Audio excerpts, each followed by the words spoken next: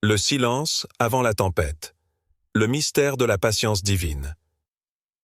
Dans le grand théâtre des nations, les moments de silence sont souvent les plus lourds de sens.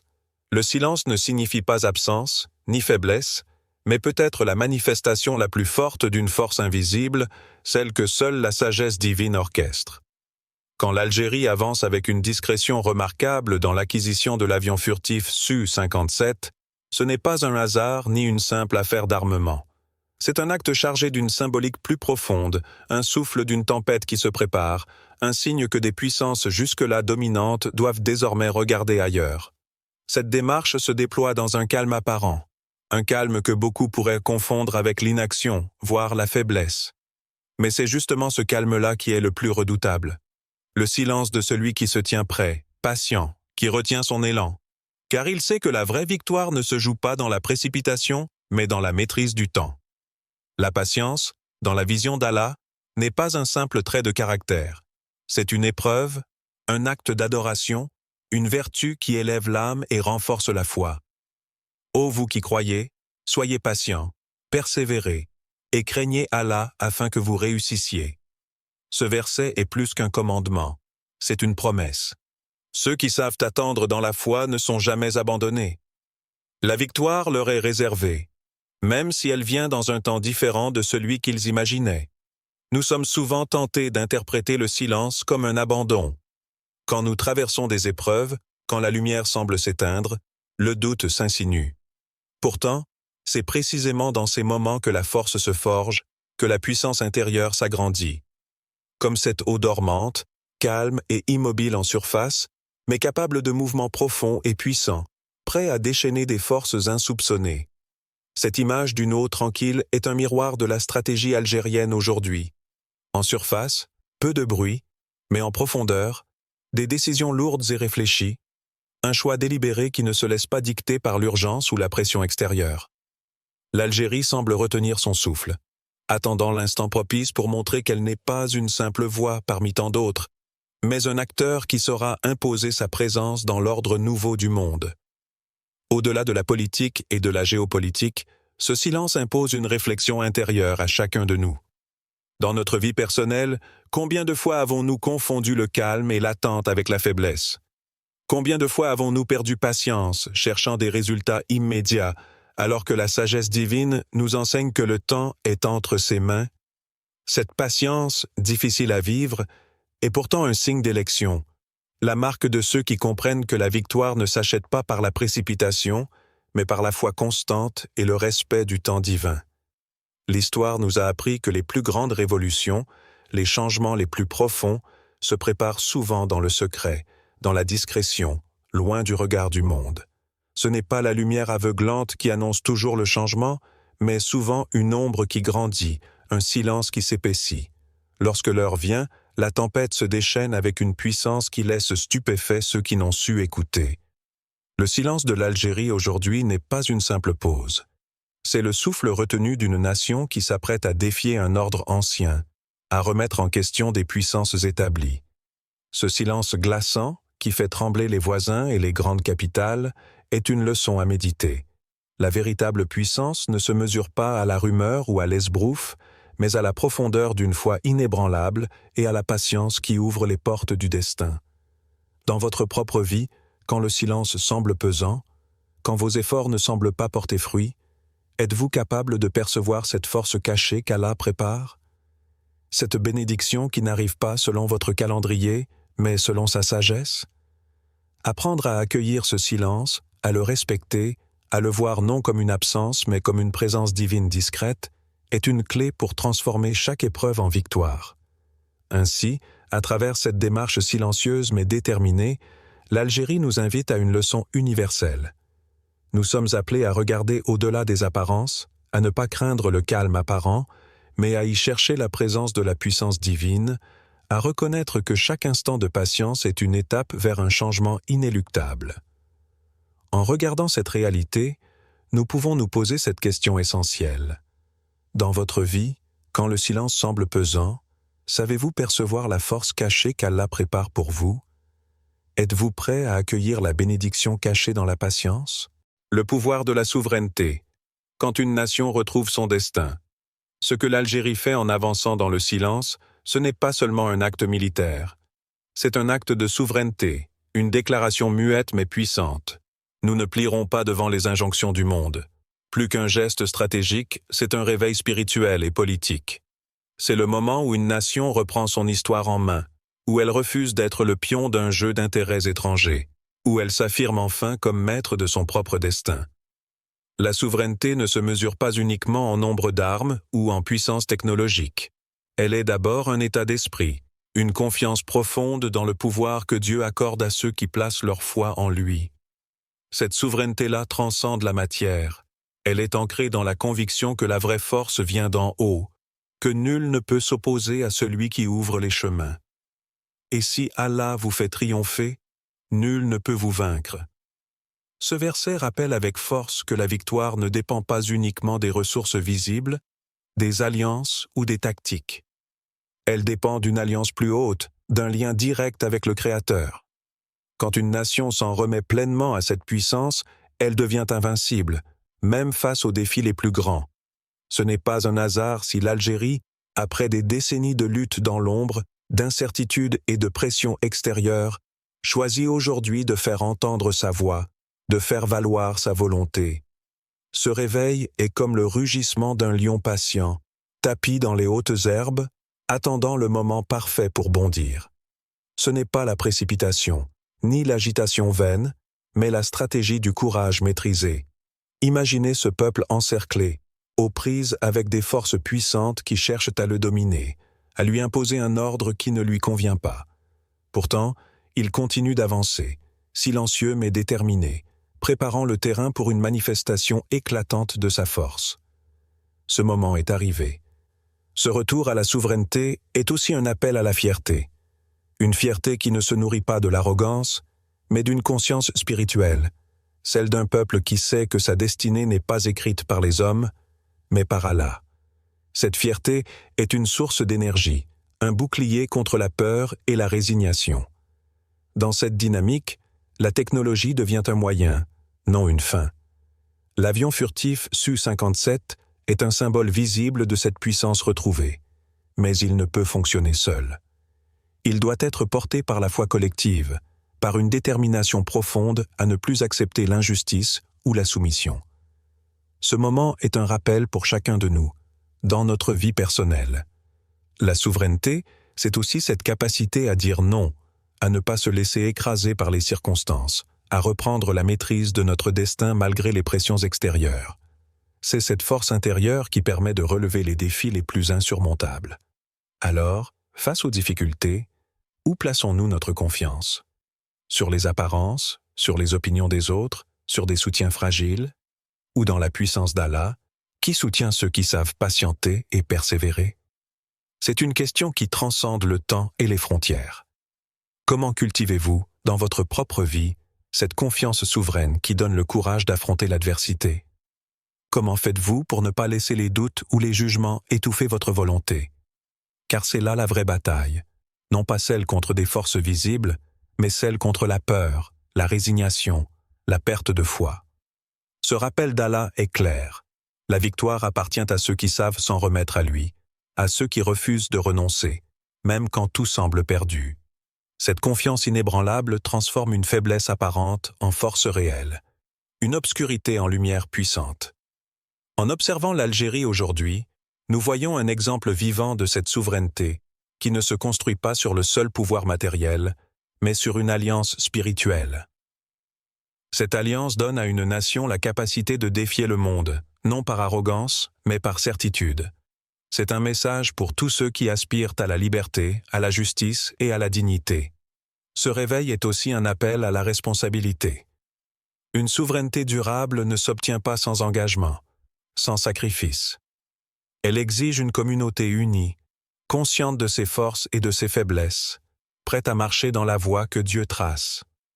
Dans cette lumière, l'Algérie n'est plus simplement un pays, elle devient un symbole d'un peuple qui a choisi la voie difficile de la foi, du courage et de la patience. Un exemple pour tous ceux qui rêvent d'un monde où la justice divine reprendrait sa place. Ainsi, dans cette marche silencieuse vers la souveraineté, il y a une invitation pour chacun de nous. Comment cultivez-vous, dans votre vie, cette confiance souveraine qui vous permet de relever les défis les plus insurmontables? Où placez-vous votre force quand le monde veut vous réduire au silence? L'avion du Mahdi, symbole d'un temps prophétique. Depuis toujours, les grandes révélations spirituelles et les transformations profondes de l'histoire ont été annoncées par des signes. Dans la tradition prophétique, le Mahdi est ce guide, ce libérateur envoyé à un moment précis, quand la corruption, le mensonge et l'oppression ont envahi le monde. Il surgit pour rétablir la justice, réanimer la vérité et préparer l'humanité à un nouvel ordre. Dans ce contexte, l'avion furtif Su-57, appelé ici l'avion du Mahdi, dépasse sa simple fonction militaire. Il devient un symbole puissant, la matérialisation d'une intervention divine qui prend une forme moderne, adaptée à notre temps. Cet engin est plus qu'une machine, il est un messager silencieux d'un destin prophétique en marche. Et quand viendra le commandement d'Allah, il fera périr les injustes, et il fera apparaître la vérité. Cette parole sacrée éclaire toute notre méditation. Le commandement d'Allah n'est pas toujours immédiat, il peut sembler lointain, presque invisible. Mais il est certain, inévitable. La destruction des injustices et la révélation de la vérité sont des réalités promises. Le temps que nous vivons semble précipiter cet accomplissement. Ce vecteur technologique incarne ce moment où le voile commence à se lever sur ce qui était caché. Dans l'obscurité du monde contemporain, où les vérités sont souvent dissimulées sous des apparences trompeuses, l'apparition d'un tel symbole annonce que la lumière s'apprête à transpercer les ténèbres. Ce n'est pas une révolution violente, mais une révélation lente et implacable. Pour illustrer ce moment, imaginez un ciel chargé de lourds nuages, prêt à éclater en un orage puissant et salvateur. La nature attend son heure, silencieuse mais préparée. L'avion du Mahdi est comme un éclair dans cette nuit. Soudain, il déchire l'obscurité, annonce la fin du calme trompeur et le début d'un changement radical. Ce changement n'est pas seulement extérieur, matériel, il est avant tout spirituel. Il rappelle que la justice divine s'exercera, que la vérité, même si elle prend du temps à mûrir, finira par s'imposer. Le monde subira alors une métamorphose profonde, où la lumière éclatera et les injustices s'effaceront. Ce symbole nous invite à un double regard, sur le monde qui change et sur notre propre préparation intérieure. Car reconnaître les signes du temps ne se limite pas à observer les événements extérieurs. C'est aussi ouvrir les yeux de l'âme, éveiller la conscience pour ne pas se laisser endormir par le confort apparent, les distractions, les faux semblants. Le confort matériel et intellectuel peut devenir une prison, un voile qui empêche de percevoir la profondeur des transformations. Dans ce contexte, sommes-nous prêts à écouter la voix de la vérité qui s'élève doucement, à discerner le murmure du changement dans le silence?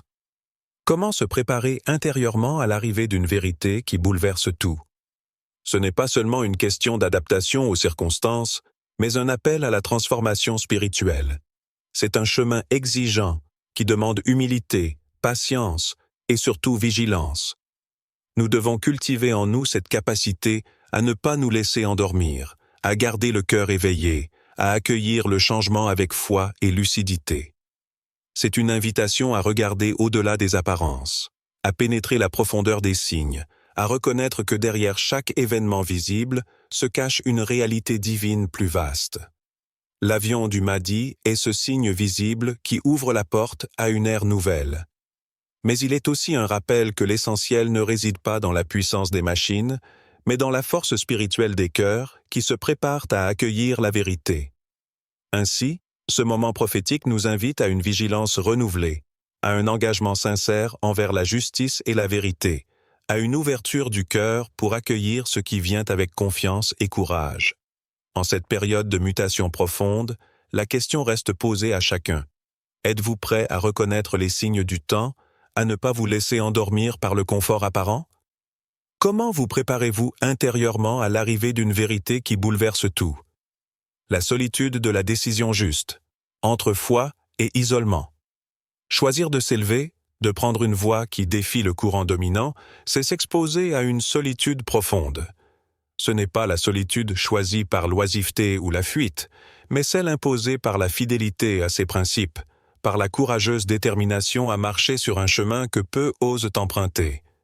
L'Algérie, dans son avancée silencieuse mais déterminée, porte ce poids.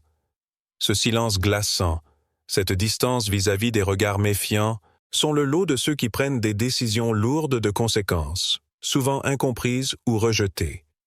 Dans cette solitude se joue un combat intime. Le regard des autres peut devenir un fardeau, le poids de l'incompréhension peut briser les esprits faibles.